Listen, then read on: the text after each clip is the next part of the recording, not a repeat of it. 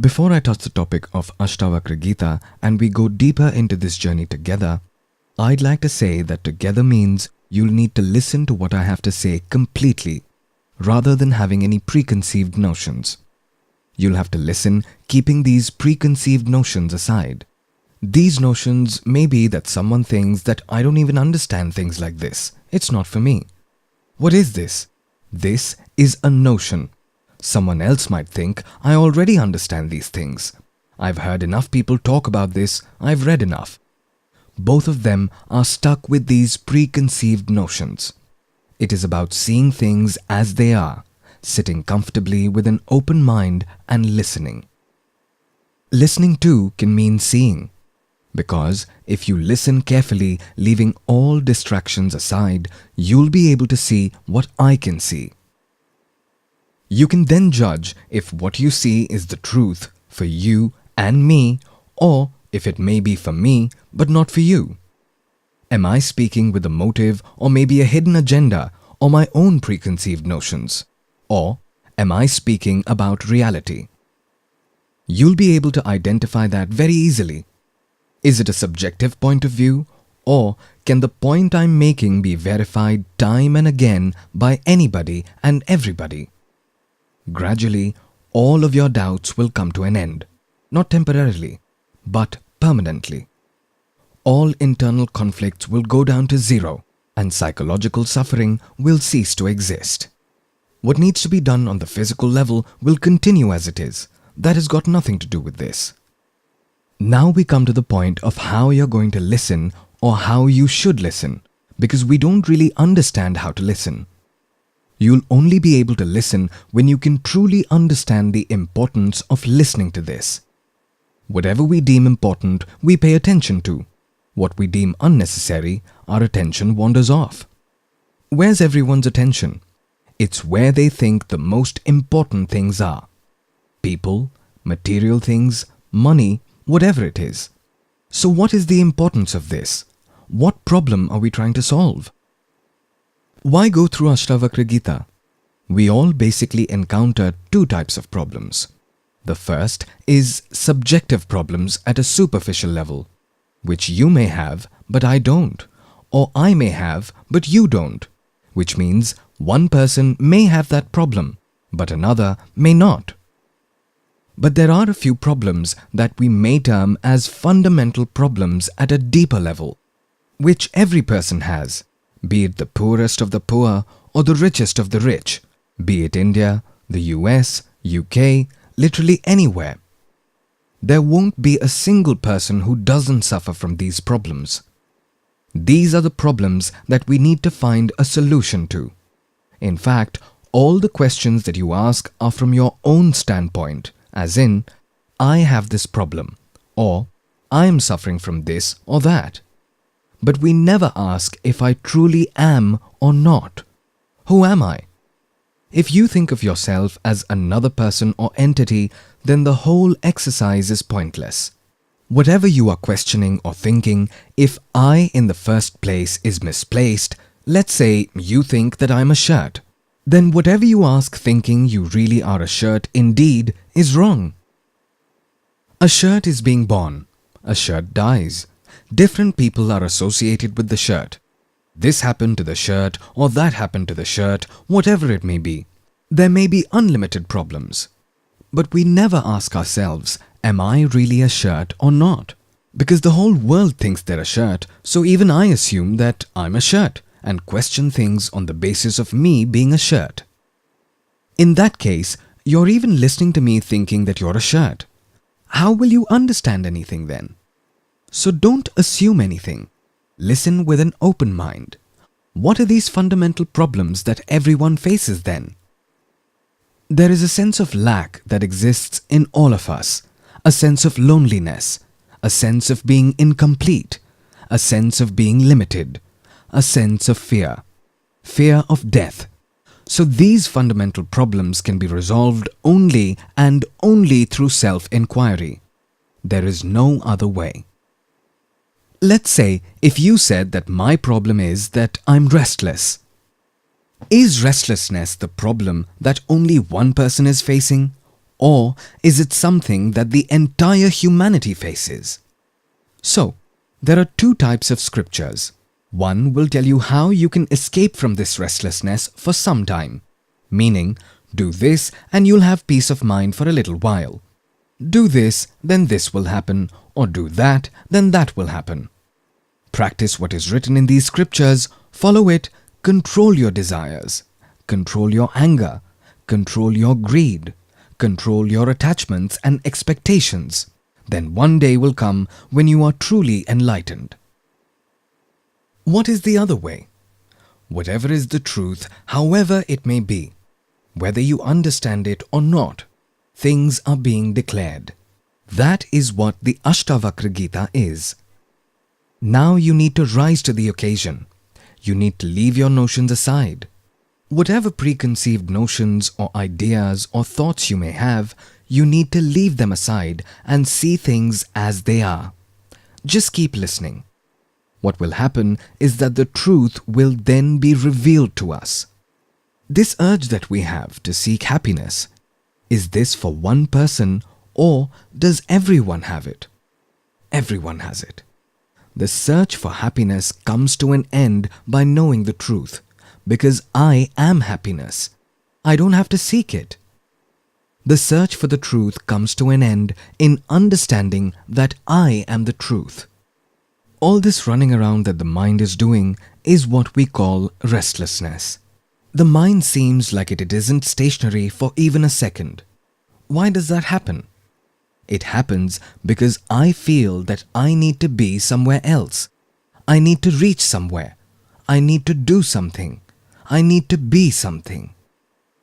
Everyone is trying to do things to end this restlessness in them, to forget about this restlessness in them. The fact that they are trying to do this is essentially the problem.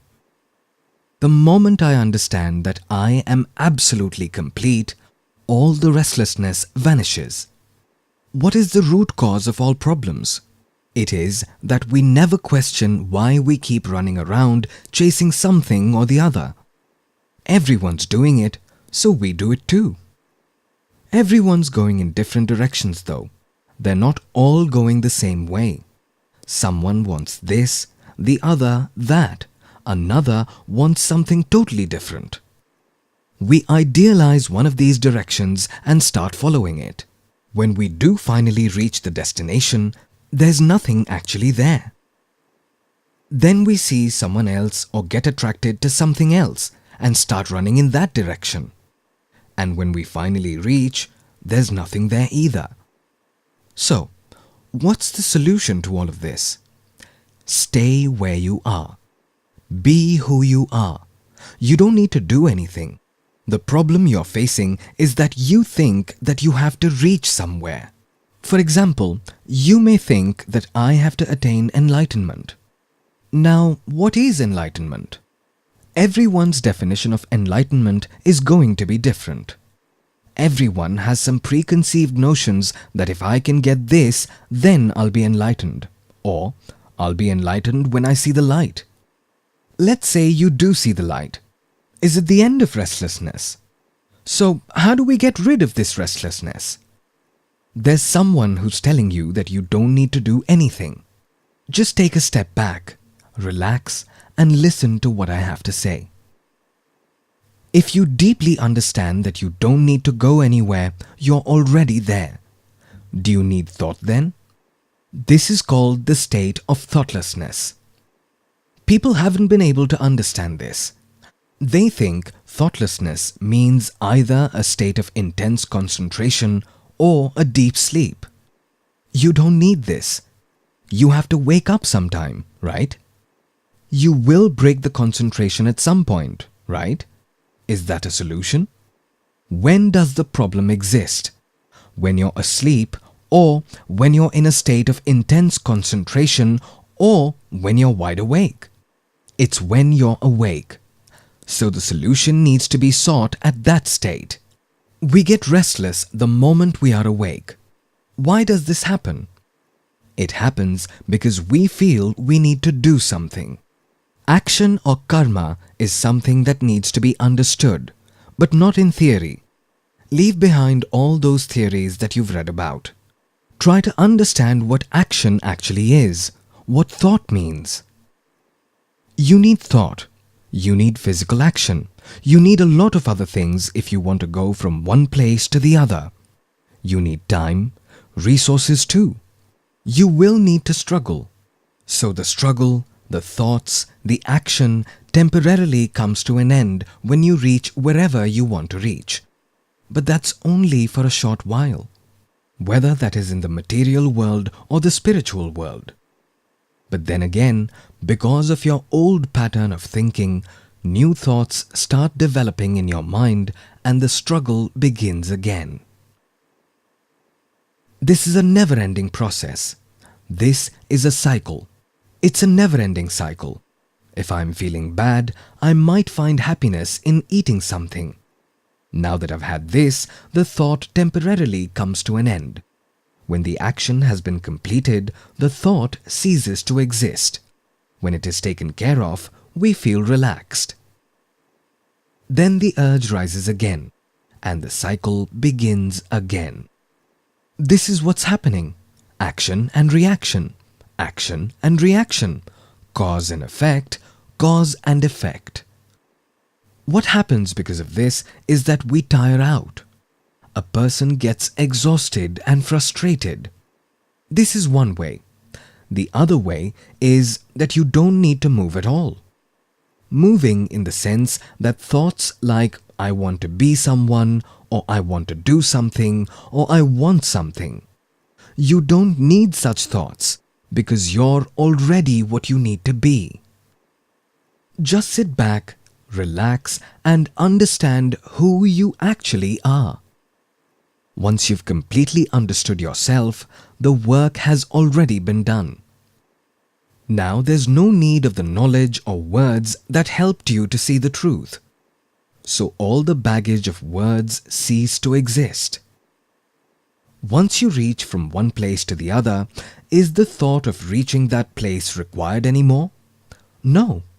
That thought comes to an end. But what happens there is that another desire manifests, that I need to go somewhere, because the sense of incompleteness still exists. However, once you understand that I don't need to reach anywhere, I don't need to change who I am, the sense of incompleteness ceases to exist. Not just temporarily, but permanently. Let's now start with ASHTAVAKRA Gita. There are many stories related to this that I won't go into now, about who ASHTAVAKRA was, who King Janak was. But the most important thing that needs to be understood is that King Janak is not a specific person, because every ruler of that kingdom was called Janak. So you can look at Janak as somebody who wants to know the truth, and ASHTAVAKRA as somebody who knows the truth. King Janak asks ASHTAVAKRA, "Dear Lord, how do I gain self-knowledge? How will I attain salvation? How is abstinence attained? Please answer my questions." These questions are the essence of all Vedas and Upanishads. The beauty of ASHTAVAKRA Gita is it bypasses all the systems for realizing the self. It's not a methodology to teach you to become something or to do something. It's absolutely direct. A direct question is asked to which a direct answer is given. The point at which ASHTAVAKRA Gita starts is the end of spirituality. This is the end. How do I gain self-knowledge? How will I attain salvation? How is abstinence attained? Each of these things has to be understood deeply, because the problem is that each of these words has a predefined image in our mind. You might think that salvation means that I would have attained complete peace of mind and would be sitting at a fixed place all day, meditating. Somebody else might think that with salvation some energy will erupt from within and things will follow and I'll be one. Whatever it is. When I experience this, then is when I'll attain salvation. Salvation is something which only superhumans can attain, and it's not for me. I'm too naive for this. I don't understand all this stuff. I can't attain salvation. There are a lot of preconceived notions about salvation in our mind. And the word salvation is such that whenever you hear it, it feels as if something has to be done to attain it. This is the limitation of words. Salvation means there is a bondage. Therefore, you need to break free. If there is no bondage, then what is it that you want salvation from? But what is true salvation? It will become clearer as we move ahead. The understanding of the fact that there is absolutely no bondage of any kind is salvation. Here, we're talking about the solution to gain self-knowledge. When is the word solution or upay used? Upay means the means to do something. Like we say, we need to solve this. What is the solution to this? What's the way out of this? Why do we need a road? To reach the destination. So upay or solution is connected to upay. Upay means the ultimate goal. So the upay or solution is self-knowledge, and upay is salvation. The goal is salvation, and the solution to this is abstinence. What does abstinence mean? Whatever you have thought, understood, known until now, you put a question mark on them and leave them aside. You neither need to accept them as correct nor tag them as incorrect. Put a question mark and now sit back and listen. That is abstinence. Otherwise, how will self-knowledge be gained? How will you understand such a deep topic? If you hold on to your existing beliefs and keep them within you, that is what the bondage is. So just put a question mark on them and stop right there. You don't need to analyze your beliefs. Just put a question mark. It might be correct. It may be wrong. Leave it. Now you're neutral. Now neither are you here nor are you there. You're neither saying that whatever you've heard, listened, understood until today is incorrect, nor are you claiming them to be correct. Let me find out. Let me see things as they are. This is abstinence. That is when you are ready to listen. So what is ASHTAVAKRA Ji's answer here? If you want salvation, then leave the sense objects as if they are poison and embrace forgiveness, simplicity, kindness, contentment and truth like an elixir. Now he has said this, but how many people have truly understood it? Everyone is in a hurry. They all get lost. Millions of people get lost after reading this. Why? Because people have a habit of listening to stories. Even a straightforward case is woven into a story right away. So, what was the story in this case? If you want salvation, then leave the sense objects as if they are poison. What does the term sense objects mean here? We have 5 senses. There are 5 corresponding sensing objects. All the impressions related to them within our mind, which is known as memory, all of these are sense objects. And all the sense objects are equivalent to poison. Leave them. So what did people make out of this? As soon as they heard these lines, since they are habitual to stories, they instantly made up a story in their mind. Leave everything. Leave everything. Leave everything. What happened to such people? They left everything but got nothing in return. And they think that they've left everything. What did they leave? Everything is one of the sense objects. In that case, leave eating too. Stop drinking water. Stop seeing. Stop smelling. Forsake the sensation of feeling hot or cold too. If you think there's a way to leave these things, go ahead, leave them. People left society. They left their families, their innocent kids too. Why should they be abandoned? What was their mistake? Who will look after them? Leave everything, leave everything, leave everything. Who is the person leaving everything? Why aren't they saying him? They didn't leave him. The person who left everything wasn't abandoned. That person is me. Me is still very much a part of them. And they're talking about leaving things outside of themselves. These people are the ones who are lost. This has to be understood deeply, without any hurry, step by step, calmly and peacefully. What does it mean? If you want salvation, then leave the sense objects as if they are poison. What does this line mean? So there's a medicine, a sense object. It's not poison. If you're ill, is there something wrong in taking medication? Is there a problem with the medicine? No. So, leave the sense objects as if they are poison means the poison needs to be kept or consumed at its own rightful place. You need neither more nor less. Just like if you're ill and you leave medication, you'll die. If you die, how will you gain self-knowledge? Who will gain self-knowledge? If you needed only a small amount of medicine but instead overdosed, you'll still die. So more or less of something are extremes. These extremes need to be given up. Eating too much or not having anything at all, this needs to be given up.